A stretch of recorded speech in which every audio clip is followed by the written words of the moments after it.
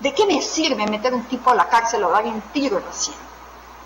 Si esto no es un problema de él, esto es una producción de una civilización que ha crecido y ha desarrollado perversidades, deshumanidades, lógicas tensas de vida. Entonces, ¿de qué me sirve poner a niños en los internatos, madres en las cárceles, jóvenes en la cárcel, cuanto antes vete a la cárcel, si nosotros sabemos lo que es la cárcel? Es la universidad de la perversión. Nada más perverso que una cárcel, ¿no? Y la ley nos lleva a esas lógicas, o a la cárcel o a matarse. Entonces, cuando yo propongo hoy esa discusión, que es una provocación, yo lo sé, de pensar la garantía de derechos y la lógica penal, lo que estoy trayendo como cuestión es que los organismos internacionales nos han incitado a producir leyes. No es una cuestión del área de la infancia, es la manera como el neoliberalismo se ha encargado cada vez más de reglamentar. No sé si ustedes han hecho una buena discusión sobre lo que es el neoliberalismo, que a diferencia del liberalismo, él ha invertido menos en la participación del dinero público para el apoyo y más en la reglamentación. O sea, cuando Perry Anderson dice, no, el neoliberalismo lo que ha hecho es quitar el Estado social, ¿no? Lo que se llama Estado mínimo. El Estado mínimo no es que el Estado esté menos presente, es que el Estado está más presente, pero gastando menos su dinero en la población. ¿Y de qué manera está más presente?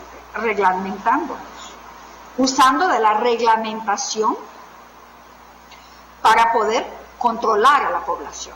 Las leyes son instrumentos baratos, eficientes, como dijo Foucault en la cita esa que yo les había leído, la solución más económica para castigar bien a las personas y para que el castigo sea eficaz.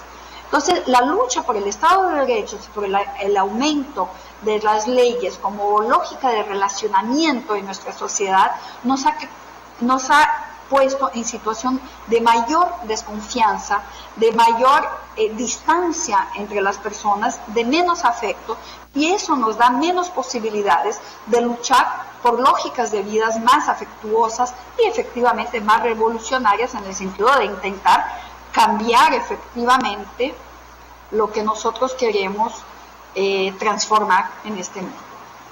Bueno, eso es lo que yo tenía, les preparé las ideas de lo que he investigado. Hay varios textos en portugués, quién sabe, publicó algo en español todavía, y me gustaría ahora oírlas y platicar con ustedes. Muchas gracias, Estela. Ahora sí nos dejaste con la boca abierta, como dicen, ¿no? Acá en México. Verdaderamente brillante cómo en tan poco tiempo puedes desglosar y que quede tan claro esto, que a mí particularmente no se me hacía muy claro esto de cómo es que los derechos vienen a judicializar. Se me hacía como algo muy contradictorio, digámoslo así, ¿no? Y queda clarísimo cómo es que bajo esta lógica del derecho visto como deber, como dices tú, desaparece en total la libertad, es decir, la libertad como para optar para toda esta cuestión, digamos, que se habla tanto de que el desarrollo tiene que ver con los grados de libertad y la agencia, la capacidad de poder realmente tener opciones igualmente valiosas y qué sé yo, todo este tipo de cosas. Queda clarísimo cómo es que no hay tal, ¿no? Bajo esta lógica justo en donde la ley está aquí, y bueno, uno puede pensar, como dices, bueno, tú mencionaste varias paradojas, pero aquí, digamos, en esta situación tan violenta que estamos viviendo en México, esta un poco colombianización de la sociedad, creo que toda la discusión se da en que lo que pasa es que todo queda impune, o sea, el meollo, digamos, del problema de la violencia y de todo esto está en que no se castiga lo suficiente. Y bajo esta lógica que tú dices, queda clarísimo que la discusión está totalmente empantanada, es decir, que si no se trabaja en otras alternativas que amplíen los grados de libertad y que amplíen esta situación como de tejido y que reconstruyan el tejido social, bueno, que por ahí sí se mantiene este otro argumento, pero como muy, muy colateral. O sea, aquí, digamos, la lógica del desorden social que hay ahorita se plantea como un vacío de poder, como un vacío de ley, como una situación de grados de impunidad cada vez mayores y que por tanto el ciudadano requiere más protección, más regulación, más toda esta cuestión que queda clarísima y bueno, ya para dejar el micrófono, creo que esto te abre muchísimas cuestiones, digamos, porque de por qué queda tan acotada realmente la libertad con esta manera de manejar la biopolítica, y que evidentemente todo esto finalmente llega al ámbito doméstico, ¿no? Al ámbito de donde está el niño de primera infancia, ¿no? Que uno cuando empieza esto dice, bueno, ¿y cómo llegamos hasta el más chiquitito? Pero cuando ya al final planteas que esto te mantiene, digamos, produce como una consecuencia estas lentes y estas maneras de ver y de regular la vida y que no puedes salirte de esa forma de vida uniforme y que no hay lugar para la diversidad, ¿entiendes? Porque nunca ha entrado la diversidad a la escuela y nunca va a entrar a otros ámbitos, ¿no? Aunque, como dices tú, se haya propuesto cuando empezaste a hablar del Consejo Tutelar, dije, ay, qué maravilla de medida, ¿no? De poner a los comunitarios, pero cuando empiezas a desglosar todo esto, se nos acaba el gusto por el asombro. Entonces, yo creo que planteaste miles de cosas, yo creo que es muy muy importante y dejar la palabra a otros porque yo creo que están igualmente como procesando muchísima información en torno a esto. Si alguien quiere participar, entonces abrimos los micrófonos para alguien que quiera. No sé si aquí empecemos o si hay alguien. No, ok. Hola, buenos días. Pues bueno, a mí me deja pensando y bueno, ya la maestra Norma le dio como un punto de inicio esta parte justamente de el niño dentro de este espacio que está finalmente siempre sujeto y entre comillas secuestrado porque siempre depende de las decisiones de aquellos que detentan el conocimiento y que bajo la lógica de la disciplina están vigilando su bienestar. ¿Cómo podríamos incursionar?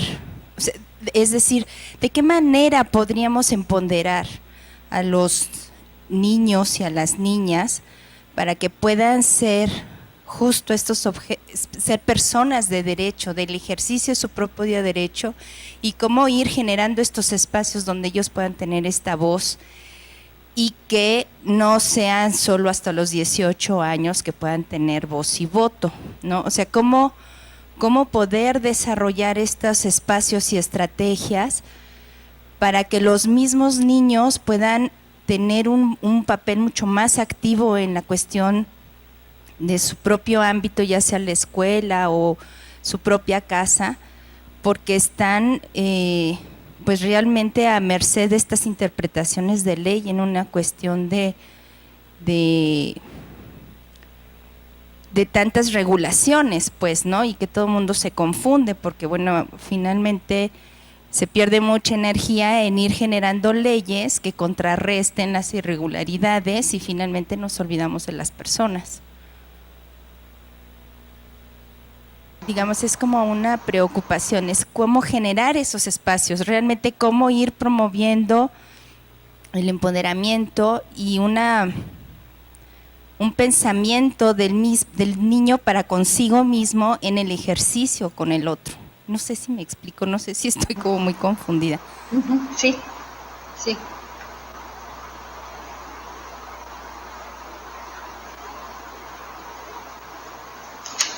Buenos días, Estela.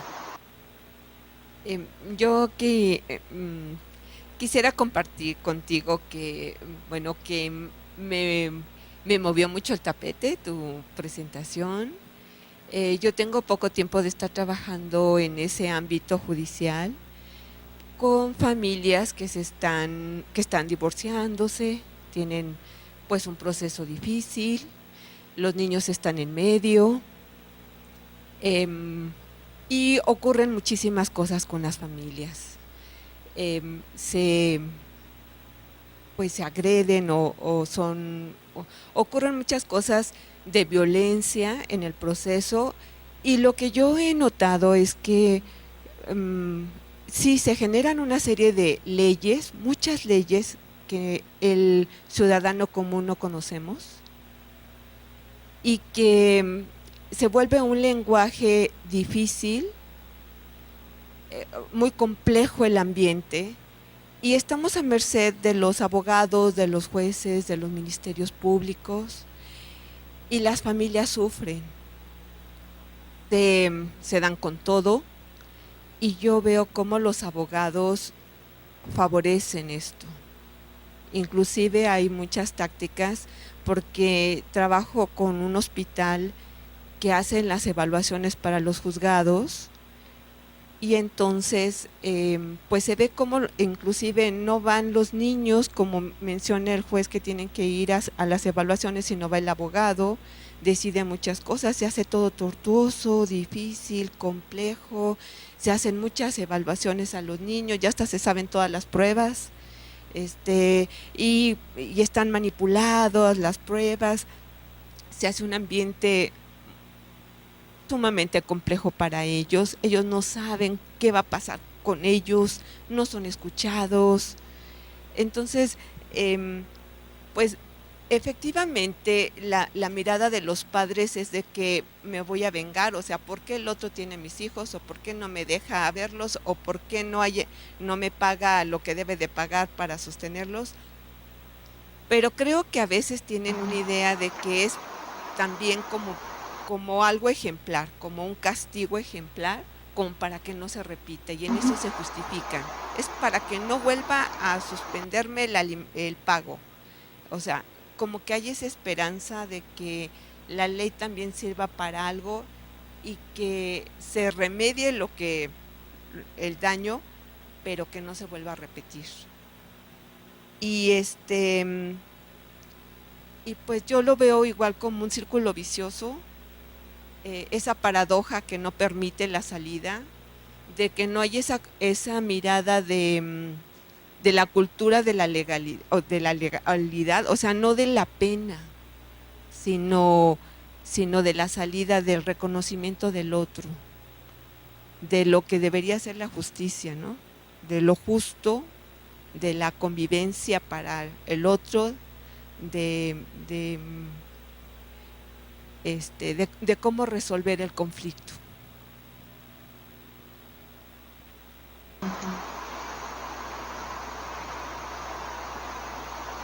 Hola, buenos días, mi nombre es Anaid, soy psicóloga.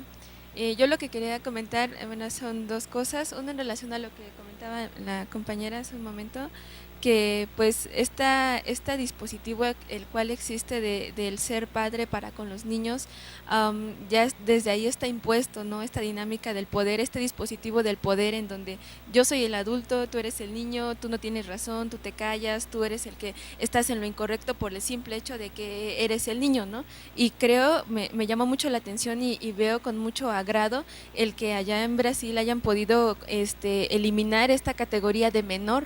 Aquí es muy común y muy frecuente referirse al niño como el menor en cuestión, cuidados para menores, o sea, toda la dinámica en relación a quiénes son ellos va con esta connotación, y desde mi punto de vista esta connotación sí tiene algo de discriminación y de encasillar las condiciones o la existencia de estos niños.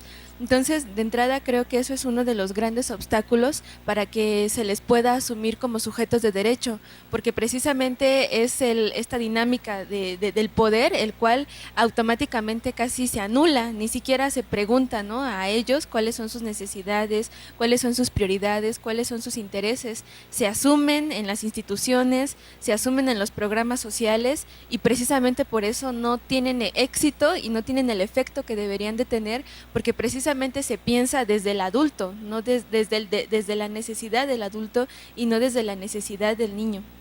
Eso por una parte, y ya luego otra, bueno, también como duda, y pensando en esta cuestión del castigo, ¿no? Se me hace muy interesante cómo plantea esto, que la ley regula la vida, y es verdad, ¿no? Nos vamos condicionando y vamos relacionándonos, de acuerdo a los referentes como sociales que tenemos, y muchos de ellos pues vienen del orden de lo jurídico, y pensando cuál es el castigo ideal, ¿no? Para, por ejemplo, si el secuestrador hizo tal o cual cosa, cuál es el castigo ideal para el que secuestra, para el que viola, para el que mata. Pero ahí creo que nos enfrentamos, y ahí un poco va la pregunta, nos enfrentamos como al mundo subjetivo de la motivación, de por qué estas personas hacen esto, porque al menos, bueno, en mi experiencia he podido ver que no hay actos que, todo lo que hacemos tiene alguna motivación. Y generalmente a veces la motivación viene acompañada de un deseo de obtener algo, y muchas veces el que delinque está inscrito ahí ese deseo en su subjetividad de llevar o de tener un castigo. Por ejemplo, el que roba y ya lo han metido 20,000 veces a la cárcel, pero sigue robando, o sale y vuelve a hacerlo, ¿no? Entonces ahí ¿cómo podría hacerse una mirada frontal para atender como esta motivación del orden de lo subjetivo, que hace que el individuo lo que busca sea precisamente el castigo, y que el castigo al final del día termina resultándole como el premio?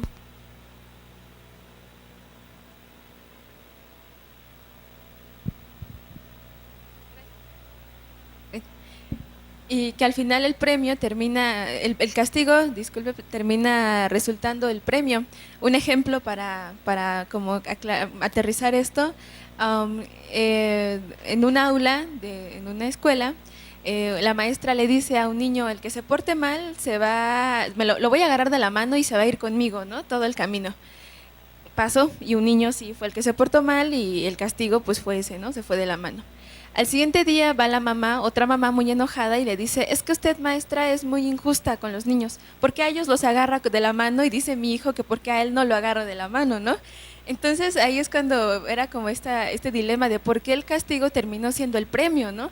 Y porque precisamente me parece que obedece a un orden de lo subjetivo, de la motivación del individuo para delinquir. Entonces, en ese sentido, ¿cuál sería como el ataque frontal para, pues, realmente que haya, si no un castigo como tal, pero sí un referente para que no se vuelva a cometer un delito?